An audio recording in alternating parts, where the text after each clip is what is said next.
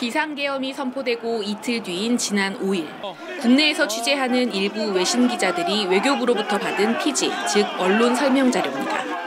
문답 형식으로 돼 있는데 비상계엄 선포 이유에 대해 헌법주의자이자 헌정질서를 누구보다 숭배하는 대한민국 대통령으로서 내린 결단이었다. 국가 안보를 훼손한 세력에 대한 불가피한 대처였다고 설명하고 있습니다. 과한 조치라는 지적에는 국민 경제와 국민 삶의 피해를 최소화하기 위해 밤 10시 반에 긴급 담화 형식으로 했다고 스스로 답을 합니다. 헌정질서 파괴란 지적엔 액션은 했지만 합법적 틀 안에서 행동했다며 헌정질서 파괴의 뜻은 추호도 없었다고 답합니다. 이 피지를 작성한 곳은 대통령실 해외홍보비서관실로 알려졌습니다. 해외홍보비서관실은 공식 절차를 거치지 않고 용산 대통령실에서 파견 근무를 하다 최근 자리를 옮긴 외교부 부대변인에게 비공식적으로 배포를 요청한 것으로 전해졌습니다. 외교부 장관과 차관, 대변인 등은 전혀 모르고 있었습니다. 장관님, 이 지금 그 부대변인이 보낸 자료의 내용에 대해서 동의하십니까? 알지도 못하고 동의하지. 외교부의 공식 입장입니까? 아닙니다. 이 같은 피지가 외신 기자들에게 배포됐지만 대통령실 주장에 동의한 해외 언론은 거의 없었습니다.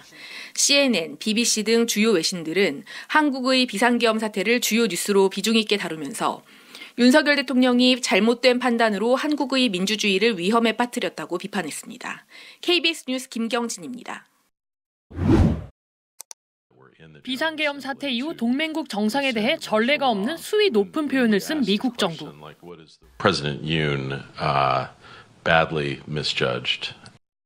국방장관 방안을 취소하는가 하면 한미 핵협의그룹 회의와 모의 연습도 무기한 연기했습니다. 한미 간 정상적인 외교는 어려울 거란 관측이 지배적인 상황. 이런 가운데 현지 시각 16일 미 국무부가 브리핑을 통해 한미 간 동맹이 약화될 가능성은 없다고 선을 그었습니다. That alliance is not just an alliance between presidents, it is an alliance between governments and an alliance between peoples. And our commitment to that alliance remains ironclad. 비상계엄 선포 이후 한국의 상황에 대해선 민주적 회복력이란 표현을 사용하며 긍정적으로 평가했습니다. 그러면서 윤석열 대통령과 협력했던 방식으로 한덕수 권한대행과 함께 일할 준비가 돼 있다고 강조했습니다. We are ready to continue to work with the acting president and the government of the Republic of Korea in the same way that we were acting and cooperating with President Yoon. 하지만 트럼프 당선인은 한국의 비상계엄 사태와 관련해 아직까지 언급을 하지 않고 있습니다. 고 아베 신조 일본 총리의 부인을 초대해 함께 저녁 식사를 하는 등 트럼프의 정상 외교가 이미 시작된 가운데 한국에 대한 패싱 우려는 더 높아지고 있다는 지적입니다. 워싱턴에서 KBS 뉴스 김지숙입니다. 네, 미국이 윤 대통령의 계엄 선언에 대해 심각한 오판이라고 비판적 입장을 보여왔던 만큼 민주주의와 법치의 회복력을 높이 평가하는 모습입니다. 한국 국민에 대한 지지 메시지도 있었습니다. 들어보겠습니다.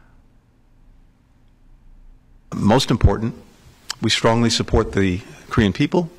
We strongly support the ironclad alliance that joins our two countries together. 국무부는 별도 성명에선 한국의 민주적인 절차와 법치에 대한 지지를 재차 강조한다고 밝히기도 했습니다. 미국 정부는 또 한덕수 권한대행과 함께 일할 준비가 돼 있다고 설명했습니다. 미국 언론들은 탄핵 추진 배경과 한미 관계에 미칠 파장을 분석하고 있는데 워싱턴 포스트는 윤 대통령이 자신의 핵심 지지층을 넘어서는 지지 기반을 확대할 수가 없었고 그럴 의지가 없었다는 분석을 전하기도 했습니다. 당장 한국 입장에선 트럼프 당선인 취임 시기에 정상 차원의 네트워크가 불가능한 게 우려되는 대목입니다. 트럼프가 쏟아낼 정책에 속수무책으로 당할 수 있는 겁니다. 트럼프 당선인이나 주변에선 한국의 계엄과 탄핵 상황에 대한 언급은 내놓지 않고 있습니다. 가치 외교보다는 상업적 이익이 중요하다고 보는 만큼 한국 상황에 대해 언급할 필요성이 없다고 보는 듯합니다. 윤석열 대통령의 비상계엄 선포에 심각한 우려를 표명했던 미국 백악관. 한국의 민주주의를 강화하기 위해 계속 공개적으로 목소리를 내겠다고 밝혔습니다. We're going to continue to speak out publicly and engage privately with South Korean counterparts to reinforce the importance of that continuing as we go forward. 계엄령 철회를 환영한다고 밝혔던 블링컨 국무장관은 한국의 민주주의를 높이 평가하며 계속해서 모범을 보이는 걸 지켜보겠다고 말했습니다.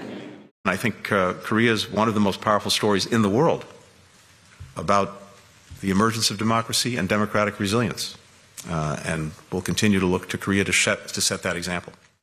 계엄령 선포에 대해 미국 정부가 우회적으로 불만을 드러내고 있는 걸로 풀이됩니다. 백악관은 윤 대통령의 탄핵소추안이 보고된 이후에도 입장을 밝혔습니다. 숀 사벳 국가안전보장회의 대변인은 한국 국민이 이번 일을 평화적이고 민주적이며 헌법에 따라 해결할 걸로 확신한다고 했습니다. 구테우스 유엔 사무총장도 계엄령 해제를 환영한다며 상황을 계속 면밀히 지켜보고 있다고 밝혔습니다. I think the important thing is that we saw the institutions work and that the martial law decree was rescinded. 한국 상황을 신속하게 보도하고 있는 미국 언론들은 이번 비상계엄령 사태는 민주주의 문화가 뿌리내렸다는 걸 시사한다며 한국의 민주주의가 중대한 시험대를 통과했다고 평가했습니다. 워싱턴에서 KBS 뉴스 김지숙입니다.